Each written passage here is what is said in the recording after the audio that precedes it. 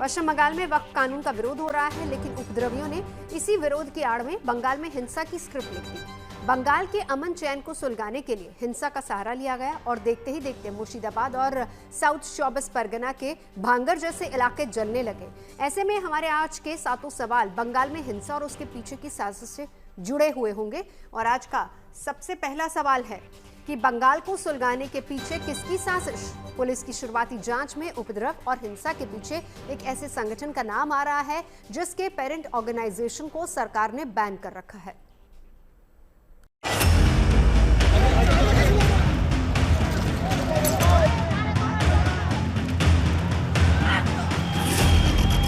क्या बंगाल को सुलगाने की साजिश रची गई है? क्या हिंसा से पहले लिखी गई साजिश वाली स्क्रिप्ट? क्या हिंसा करने के लिए लड़कों को उकसाया गया? बंगाल में उपद्रव उत्पात की किसने लगाई आग? प्रदर्शन के नाम पर होने वाली हिंसा का सूत्रधार कौन?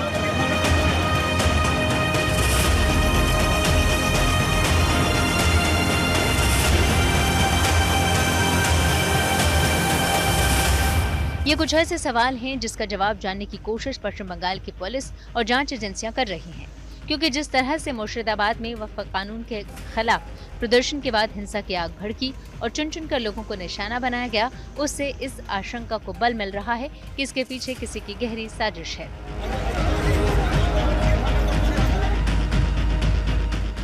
जिस तरह 10 साल से लेकर 20 साल तक के लड़कों ने प्रदर्शन के दौरान उपद्रव मचाया, उससे हिंसा के पीछे नाबालिग और युवाओं की उन्मादी भीड़ की हिस्सेदारी साफ दिखाई दे रही है। इन वीडियोस में साफ देखा जा सकता है कि किस तरह से नाबालिग पत्थरबाजी कर रहे हैं।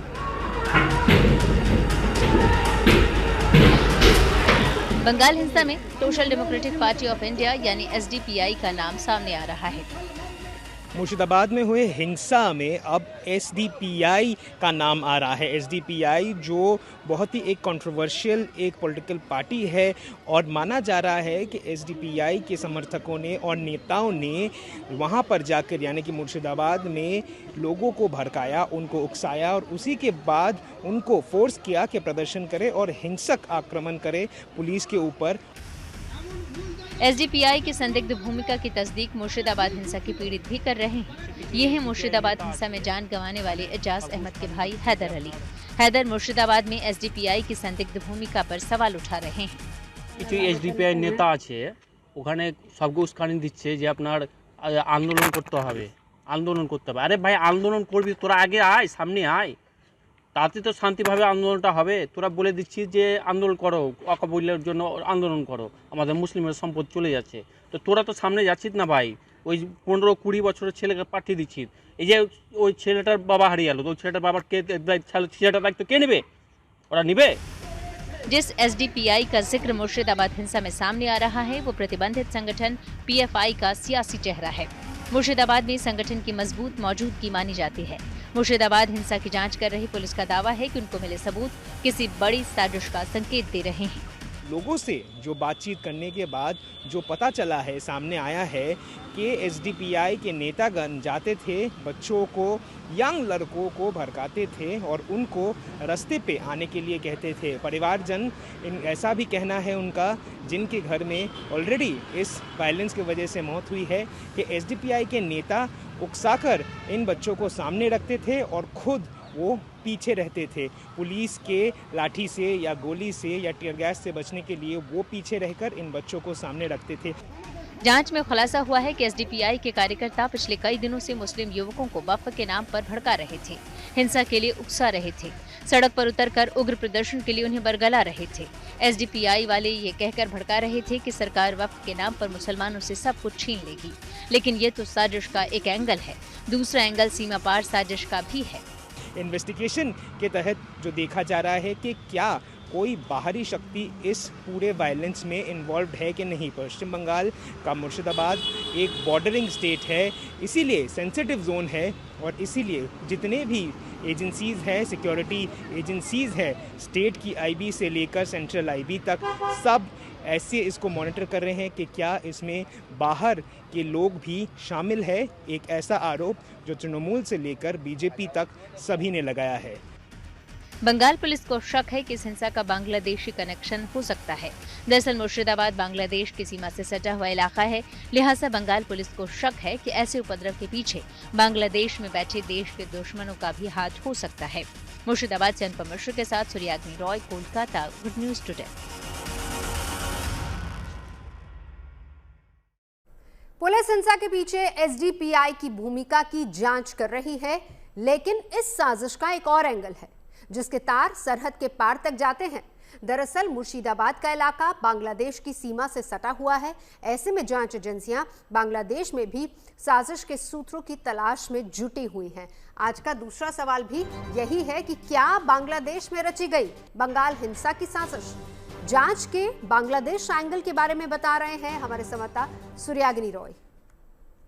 इंटेलिजेंस रिपोर्ट के आधार पर यही सामने खबरें आ रही हैं कि हाँ, बांग्लादेश से अवैध तरीके से लोग घुसे थे इस हिंसा को भड़काने के लिए मुर्शिदाबाद में। दरअसल मुर्शिदाबाद की घटना में जहाँ पे पश्चिम बंगाल की पुलिस की तरफ से बहुत सारे अरेस्ट कर लिए गए हैं, इंटेलिजेंस रिपोर्ट के तहत ऐसे सूत्रों के हवालों से ऐसे खबरें सामने आ रही हैं कि बांग्लादेश से अवैध तरीके से लोग जो घुसे थे मुर्शिदाबाद में, उन्होंने लोगों को उकसाया और उकसाने के बाद वहां पर यानी कि मुर्शिदाबाद में प्रॉपर्टी वक्फ बिल के खिलाफ प्रदर्शन करने के लिए वहां पे लोगों को सामने लाए और फिर उससे एक हिंसा जो है वो जानबूझकर भड़काया गया।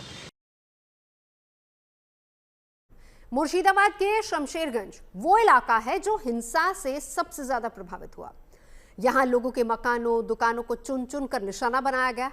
अब पिछले 3 दिनों से हिंसा की नई वारदात नहीं होने की वजह से लोग वापस अपने घरों की ओर लौटने लगे हैं, लेकिन जो लौट रहे हैं वो अपनी सुरक्षा को लेकर चिंतित हैं। और इसी से जुड़ा हुआ है आज का तीसरा सवाल भी कि मुर्शिदाबाद में हिंसा पीड़ितों को इंसाफ के लिए क्या किया जा रहा है। पुलिस ने पिता पुत्र की हत्या करने के आरोप में 2 लोगों को गिरफ्तार कर लिया। सुरक्षा बलों की चप्पे चप्पे पर तैनाती है। लोगों में विश्वास बहाली की कोशिश की जा रही है।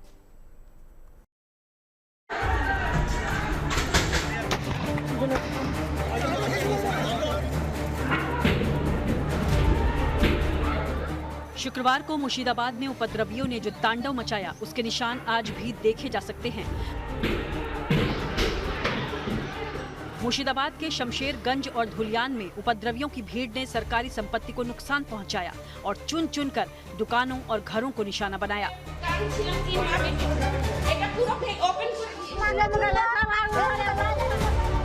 दो दिनों तक चली हिंसा में सैकड़ों लोगों को अपना घर बार छोड़कर पलायन के लिए मजबूर होना पड़ा। सैकड़ों परिवारों ने पड़ोस के जिलों में शरण ली। हिंसा पर उस समय काबू पाया गया जब सुरक्षा बलों ने मुर्शिदाबाद की कमान संभाली। लिहाजा अब धीरे धीरे मुर्शिदाबाद के हालात सामान्य हो रहे हैं।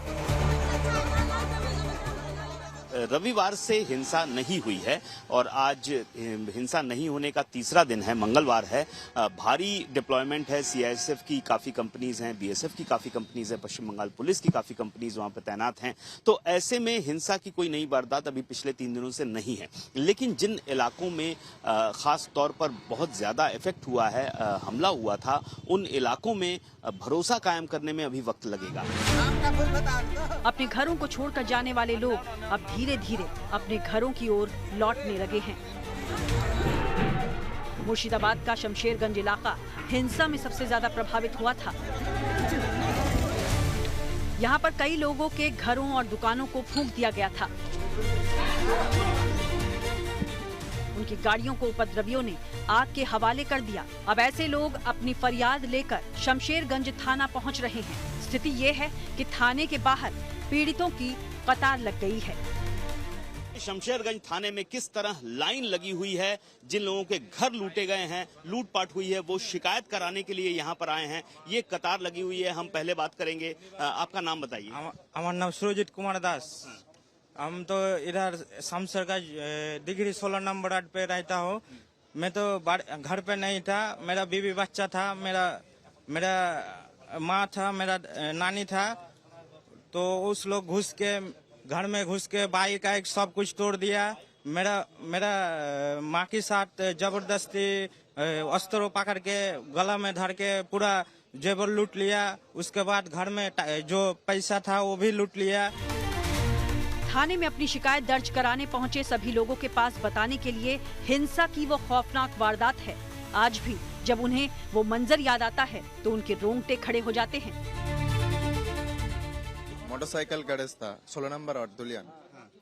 मोटरसाइकिल मैसिंग वगैरह था, पंप वाला मैसिंग था, बहुत सारे रेंज थे, माल विभिन्न तरह माल टल सब था, सब लूट करके ले चले गए। मेरा घर में आया था जो 500 से 600 लोग आया था, उसके घर में घुसकर सब कुछ लूट लिया। उसके बाद आग लगा दिया, उसको लूटपाट करके सब कुछ भांगचूर कर दिया। और जो मेरा फैमिली का जो सामान था सब कुछ लूट लिया, उसको भांगचूर कर फेंक दिया। मेरा डॉक्यूमेंट्स भी था, उसको वो भी जल गया। पीड़ितों के चेहरे पर हिंसा का भय अभी भी देखा जा सकता है। मालदा के परलालपुर राहत शिविर में आज भी बड़ी संख्या में कई परिवार रह रहे हैं। उनको अपने घरों की ओर लौटने में अभी भी डर लग रहा है। जो वापस मुर्शिदाबाद अपने घर पहुंचे हैं, उन्हें अपनी हिफाजत की चिंता सता रही है।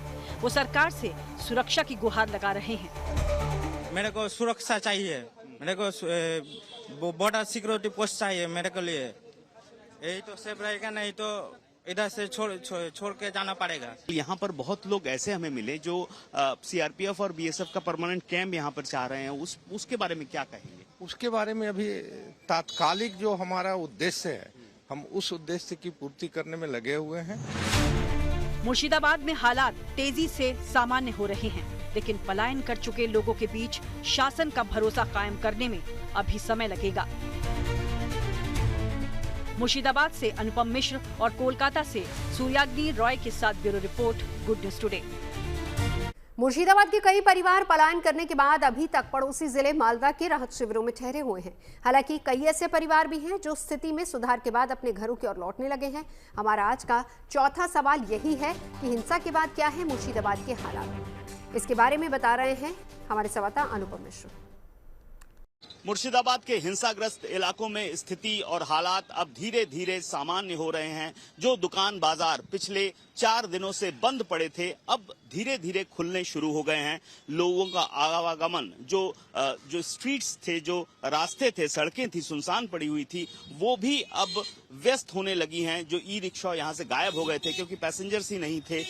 एक तरह से कर्फ्यू का पूरा वातावरण था, वो धीरे धीरे अब सामान्य की ओर तब्दील हो रहा है। आप देख सकते हैं इन्हीं इलाकों में शुक्रवार को जो हिंसा भड़की थी उसके निशान अब भी मौजूद हैं और शुक्रवार के बाद शनिवार को भी हिंसा हुई थी, लेकिन उसके बाद से हिंसा नहीं हुई। भारी डिप्लॉयमेंट हुआ सीआईएसएफ और बीएसएफ का, बंगाल पुलिस का भी भारी डिप्लॉयमेंट हुआ और अब हालात थोड़े सामान्य जरूर हुए हैं। हालांकि एक भरोसा कायम करने की जरूरत है लोगों में, खास तौर पर जो हिंदू समुदाय है, कि आप यहां पर वापस रह सकते हैं और उसके लिए लेकिन अभी काफी वक्त लगेगा। फिलहाल के लिए बीएसएफ और सीआईएसएफ और पुलिस की तैनाती ने हालात को सामान्य की ओर बढ़ाना तो शुरू कर दिया है, लेकिन पूरी तरह से सामान्य अभी होने में समय लगेगा। हिंसा के बाद मुर्शिदाबाद के कई परिवार अपने घरों को छोड़कर पलायन के लिए मजबूर हो गए, लेकिन अब वो परिवार धीरे धीरे अपने घर लौट रहे हैं। हालांकि अभी भी कई परिवारों ने राहत शिविरों में शरण ली हुई है और वो अपनी सुरक्षा के लिए चिंतित हैं। ऐसे में जो लोग घर वापस लौटना चाह रहे हैं, उन्हें लगातार भरोसा दिलाया जा रहा है कि वहां पर बड़ी संख्या में मौजूद है सुरक्षा बल। हमारा अगला सवाल भी इसी से जुड़ा हुआ है। सवाल यह है कि मुर्शिदाबाद से पलायन रोकने का क्या है सरकार का प्लान। इसको लेकर हमारे संवाददाता अनुपम मिश्रा ने सीआरपीएफ के आईजी बीके शर्मा से बात की। सिचुएशन नॉर्मलसी की तरफ बढ़ रहा है, लोगों की एक्टिविटीज दिखाई दे रही हैं और कोई बड़ी घटना का रिपोर्ट नहीं है। और इसमें जो फोर्सेज का डिप्लॉयमेंट है उसी को रिव्यू करके और हम लोग रीडिप्लॉय कर रहे हैं। अभी और क्या बढ़ा रहे हैं फोर्स? नहीं, फोर्स का लेवल वही है, लेकिन उसकी ट्विकिंग हो रही है। रीडिप्लॉयमेंट हम लोग कुछ कर रहे हैं बेस्ड ऑन द नेसेसिटी। यहाँ पर बहुत लोग घर छोड़कर चले गए थे, तो वो क्या स्थिति, वो वापस आ रहे हैं या उनके भरोसा नहीं है? वो भरोसा जगाने में क्या? वही भरोसा हम लोग को पैदा करने का दायित्व है हम लोगों के ऊपर, और हम लोग पैदा कर रहे हैं, कॉन्फिडेंस बिल्डिंग कर रहे हैं, ऐसा माहौल बना रहे हैं ताकि लोग वापस आ सकें। कुछ लोग आएंगे भी, वो जो प्रोसेस था वो अभी रुक गया है, और हम लोग उस इलाके में अपने आप को गश्त के द्वारा, पेट्रोलिंग के द्वारा, पिकेटिंग के द्वारा वो उनके अंदर विश्वास की बहाली कर रहे हैं। मुर्शिदाबाद में हालात तेजी से सामान्य हो रहे थे कि एक दूसरे इलाके में हिंसा की आग भड़क गई। सोमवार को साउथ 24 परगना के भांगर इलाके में वक्फ कानून के विरोध में हो रहे प्रदर्शन के दौरान हिंसा भड़क उठी, जिसमें 1 दर्जन से ज्यादा पुलिस वाले घायल हो गए। आज का छठा सवाल भी इसी से जुड़ा हुआ है कि हिंसा की आग मुर्शिदाबाद से दक्षिण 24 परगना कैसे पहुंची। कल आईएसएफ नाम के एक संगठन ने विरोध प्रदर्शन के लिए कोलकाता का रुख करना चाहा, लेकिन जब पुलिस ने उन्हें ऐसा करने से रोका तो वो भड़क गए और तोड़फोड़ और आगजनी शुरू कर दी।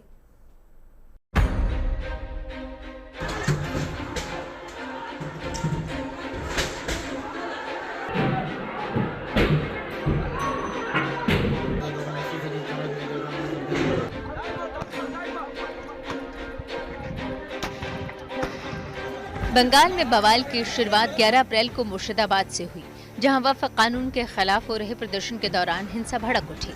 मुर्शिदाबाद के कई इलाके हिंसा की आग में जल उठे। अभी पुलिस बल और सुरक्षा एजेंसियां मुर्शिदाबाद में स्थिति सामान्य करने में ही जुटी हुई थी कि सोमवार को एक और इलाके में हिंसा भड़क उठी। इस बार उपद्रव का शिकार बना दक्षिण 24 परगना जिला।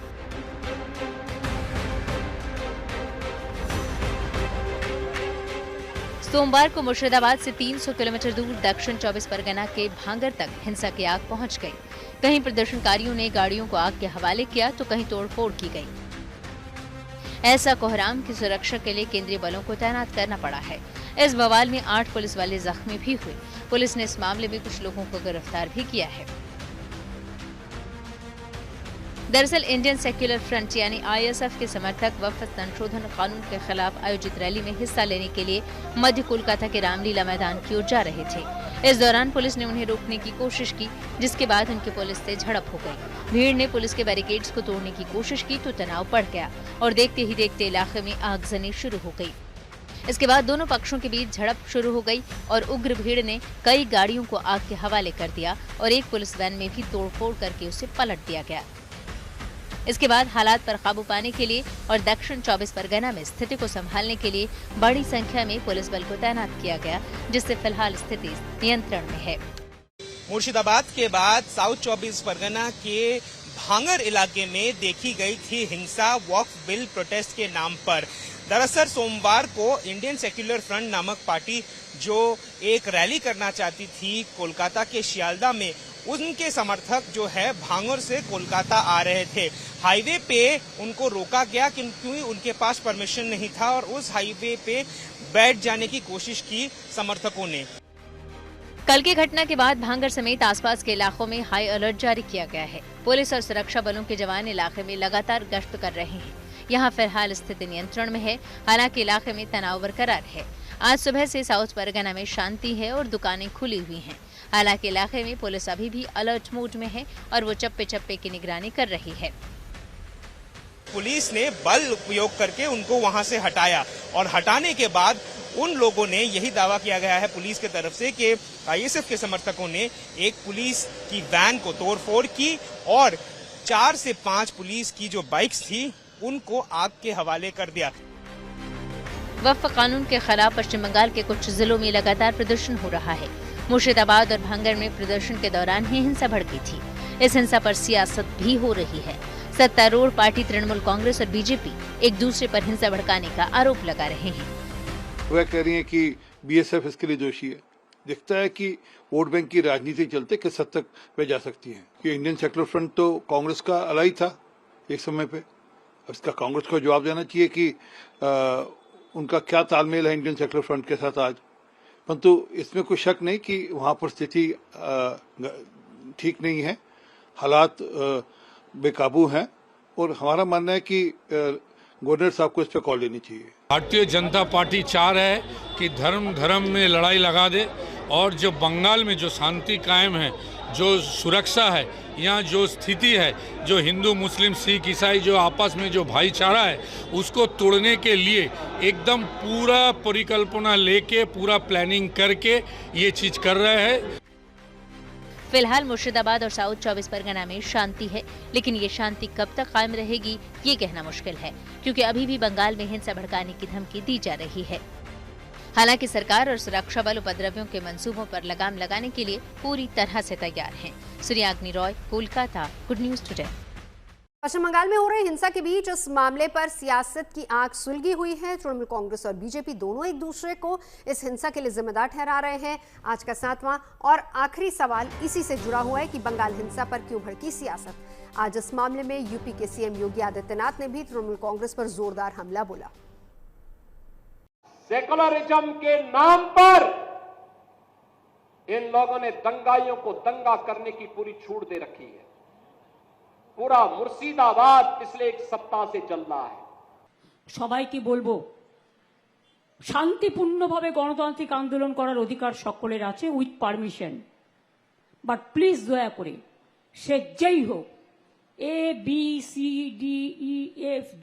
যেই বা হোক, আইন কখনো হাতে তুলে নেবেন না। আইনের জন্য তো আইনের রক্ষক আছে, আইনের ভক্ষক তো দরকার নেই।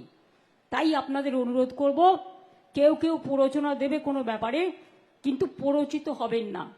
প্ররোচনার সময় যে মাথা ঠান্ডা রাখে সেই তো আসল জয় করে, তাই তো আসল জয় হয়। 7 बजे 7 सवाल में अभी के लिए बस इतना ही। देश और दुनिया की तमाम अच्छी खबरों के लिए देखते रहिए गुड न्यूज।